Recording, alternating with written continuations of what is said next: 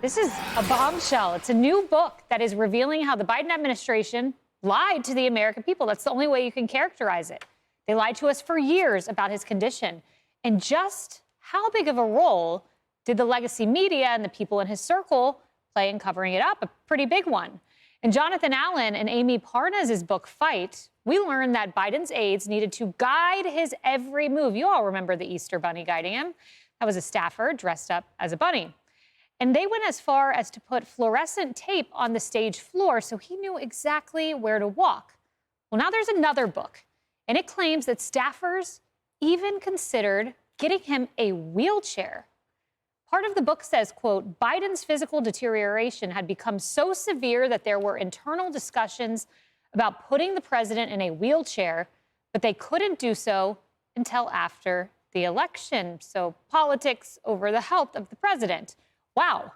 And according to the book, Biden's own doctor, Kevin O'Connor, was worried about him dying. Quote, long privately expressed concerns, Mr. O'Connor did, about the toll that the presidency was taking on Biden's health. O'Connor sometimes quipped that Biden's staff members were trying to kill him while he was trying to keep him alive. Maybe a little lighthearted, maybe not, but concerning nonetheless. One former Biden aide recounted just how deep the cover-up went, saying, quote, we attempted to shield him from his own staff, so many people didn't realize the extent of the decline beginning in 2023. It was a disservice to the country and to the party for his family and advisors to allow him to run again. And former Harris campaign advisor David Plouffe with some colorful words. He said this, that Biden's exit was a bleeping nightmare. I'll leave that to your imagination. Going on the record to say Biden, quote, totally bleeped us. Well, I find that interesting, Molly, because I want to remind everyone what we were told from the White House podium. Roll it. Oh my gosh, he's the president of the United States. You know, I can't even keep up with it. We just got back from New Mexico. We just got back from California. That is not a question that we should be even asking. Just look at the work that he does. Look how he's delivering for the American public. They were considering a wheelchair, Molly. Well, I just love this claim that the Biden White House was conspiring to keep his condition secret from us. And so the media are now coming out with these stories saying that that's why they didn't cover what we all saw with our own eyes, where when we talked about it, we were mocked and made fun of for noticing what we saw here. Who were they conspiring with? None other than CNN and Jake Tapper, who would tell people when they would say, gosh, it seems like Biden's condition is really bad. I'm looking at this with my own eyes. And he would say, why are you mocking someone with a stutter? And so for this person to come out and now say he has explosive new details, yeah, I mean, it's interesting to find out that people were considering a wheelchair for President Biden. It was also something we could all see with our own eyes. Yeah, we could see it with our own eyes, but we were told it was cheap fakes, Emily. You know, I will point out, and you're spot on with the Tapper criticism, Alex Thompson was one of the few reporters who was on this early on. In fact, he wrote about acuity all the way back in 2021.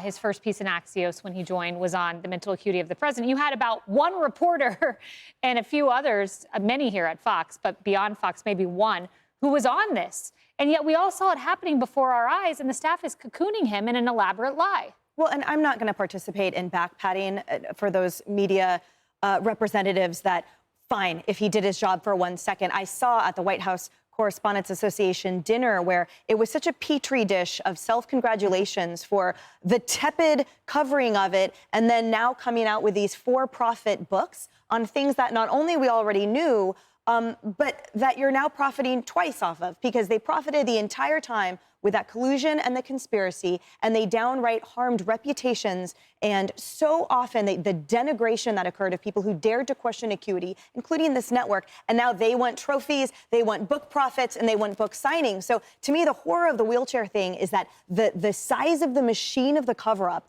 is never too large to be surprised by an additional detail, because we saw the decline, but we didn't quite realize the enormity of the cover-up, and it seems that there is no end to that. I just hope and cross my fingers for there to be some accountability rather than book sales. You know, Kevin, another Kevin O'Connor, the president's doctor, was the one who said privately if the president had another fall, a wheelchair might be necessary. And I just think about those around the president, hearing that from the doctor and then just eschewing that and putting a different scenario forward to the American people for political optics? I wonder if the law shouldn't be changed specifically to medical support of the President of the United States, that those doctors be allowed, because under the Hippocratic Oath, you can't discuss his patient. But it's the security of the nation at stake here. Although he may have felt that he couldn't do this, he should have come forward saying, listen, there are some real issues here. And I'm sorry, Mr. President, but I'm also an American. And I have to tell the people the truth about you. You're broken. And it happens to many, many people. And there is a cognitive decline that occurs. And it's my obligation, because of the special dispensation they would give the doctor, the president, knowing you're going into the office with your doctor having this right, to observe you cognitively every quarter and say he's still good or she's still good. But this was bad. Kevin, I love that you mentioned laws. In order to change laws, you need to have legislative curiosity. And I've asked this is probably the 10th time I've asked this on air, and I'll continue to, where are the Republicans with the special committee, like what Democrats did with January 6th for years? Where's the 2 years of investigating this so we can change the laws and make sure it doesn't happen again? Well, I mean, it's not too late. I think what stood out to me is the David Plouffe comment that Joe Biden effed them by not dropping out earlier. He did not. He did you a favor. The more people saw from Kamala Harris, the less they liked. That 107-day sprint was to her benefit and to the Democrats' benefit. He didn't F them by not dropping out earlier. He F'd them by picking Kamala Harris to be his VP, because the party of DEI, they were never going to get rid of the first female, the first black vice president. She was always going to be yours. So he actually did you a favor. Also, think about how bad of a candidate you have to have been in politics for almost 2 decades, and to take 37 days to do your first sit-down interview, and for it only to be 18 minutes, and to have Tim Walz by your side because you're so bad you can't do it alone, or to take something like 50 days to put up a policy section on your website. You've been in the game almost 2 decades. You should know what you believe. So I would just, quickly say that Joe Biden did them a favor by not dropping out earlier.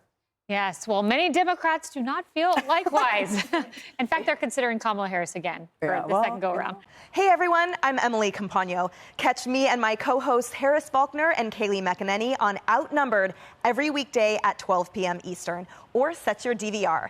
Also, don't forget to subscribe to the Fox News YouTube page for daily highlights.